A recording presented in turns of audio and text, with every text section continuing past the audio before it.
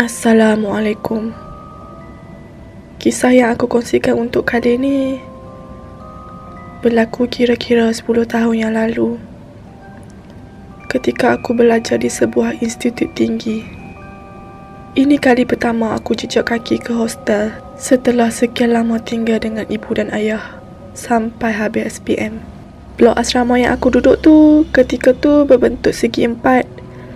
Ada wing utara, wing barat, wing timur dan wing selatan. Bilik aku berada di tingkat 2, wing timur, bilik nombor 6. Aku suka bilik tu sebab bila bangun pagi buka tingkap, nampak gunung berkabus tak jauh dari sana. Gunung yang cukup popular dekat Malaysia dengan kisah legendanya. Tidak jauh dari bilik aku adalah bilik nombor 4 yang sering menjadi perbualan hangat penghuni blok ketika itu. Sebab apa? Sebab bilik nombor 4 ni saja yang tak berpenghuni, dikosongkan. Kemudian diletakkan tanda surau di atasnya dan tak pernah langsung digunakan sebab masjid pun tak jauh dari kolej. Macam-macam spekulasi pasal bilik tersebut dibawa dari mulut ke mulut. Aku ni jenis senang tidur. Lepas isyak je confirm tidur. Lepas tu tengah malam mulalah terjaga. Hampir setiap hari macam tu. Dah jadi rutin bila tengah malam terjaga.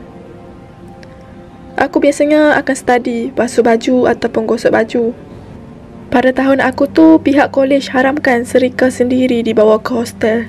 Hanya boleh gunakan serika yang disediakan oleh pihak kolej sahaja. Setiap blok asrama, setiap tingkat memang ada bilik pantry khas untuk gosok baju dan masak air panas. Tapi masalahnya budak-budak blok aku ni jenis malas nak ke pantry. So, adalah yang gatal tangan ambil serika tu dengan papan alas tu bawa ke bilik masing-masing. Depan bilik ada plug soket.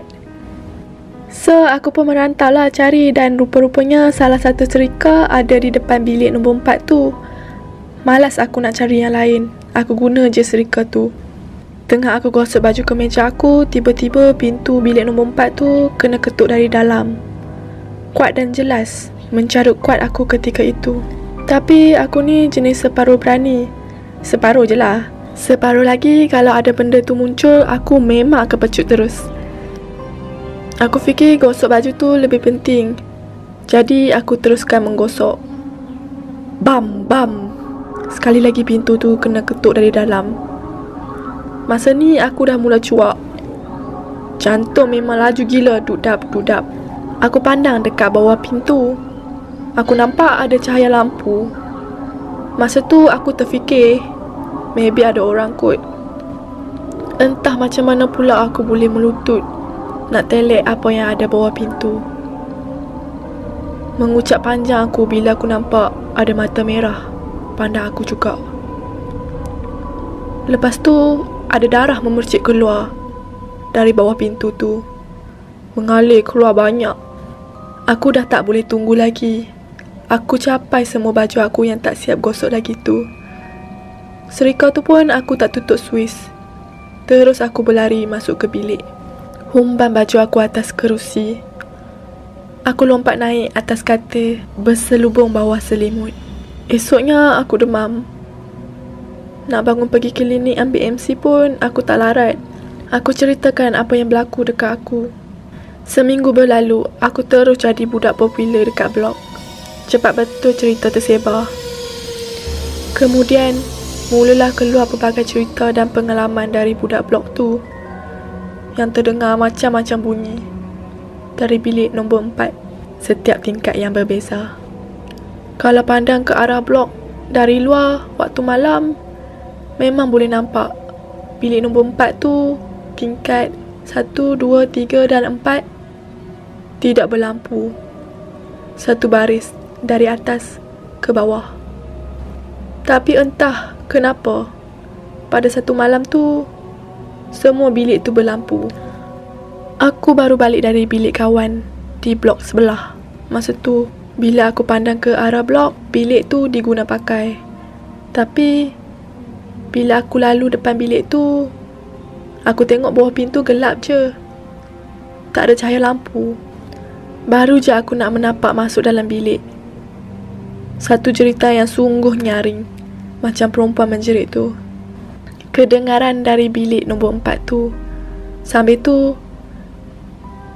pintu bilik tersebut diketuk-ketuk dari dalam. Aku ingatkan aku je yang dengar. Tapi ramai penghuni bilik lain keluar untuk tengok apa yang terjadi. Termasuklah budak bilik aku. Masing-masing pandang ke arah bilik nombor 4. Bilik nombor 3 tu awal-awal lagi dah lari keluar, jauhi bilik tersebut. Sebab mereka antara paling dekat. Yang lebih memanjatkan, bilik nombor 4 di tingkat 1, 3 dan 4 pun berlaku benda yang sama juga. Ada jeritan dari dalam bilik dan diketuk-ketuk dengan kuat. Tak lama lepas tu, warden asrama bersama-sama seorang ustaz dan beberapa anak buah dia. Warden minta kami berkumpul di dataran di tengah-tengah blok. Masa ni, kami dengar macam-macam bunyi. Bunyi jeritan di tingkat 3. Bunyi mengerang di tingkat 2. Bunyi orang berlari di tingkat 1. Bunyi ustaz baca ayat kursi kuat-kuat di tingkat 2. Bunyi-bunyi tu kejap ke arah sana, kejap ke arah sini. Al-Quran yang ada dekat tangan masa tu dah tak mampu nak baca sebab takut sangat. Lama jugalah pertarungan berlaku. Kira-kira jam 3 pagi barulah semuanya berjaya dibersihkan. Setelah beberapa hari kejadian, barulah kami dapat tahu bahawa ada benda yang menghuni bilik nombor 4 tu. Setiap aras ada penghuninya. Penghuninya tak suka diganggu. Pelajar pula suka buat bising. Nak-nak waktu malam. Ada perjanjian yang telah dibuat antara tuan tanah kolej tersebut dengan benda asal tempat tu. Sebab tu bilik dikosongkan. Sebab benda ni berlaku, ada student main Spirit of the Coin dalam bilik nombor 4 tingkat 4. Sebab tu benda tu mengamuk. Lepas kejadian tu, pelbagai lagi siri seram bilik nombor 4 berlaku dekat kolej tu. Kalau bukan blok aku tu, pasti berlaku kat blok lain. Kolej tu ada 6 blok asrama semuanya. Semua aras bilik nombor 4 dikosongkan. Itu perjanjian antara tuan tanah dengan puteri. Siapa puteri tu? Sampai sekarang, ianya masih menjadi misteri.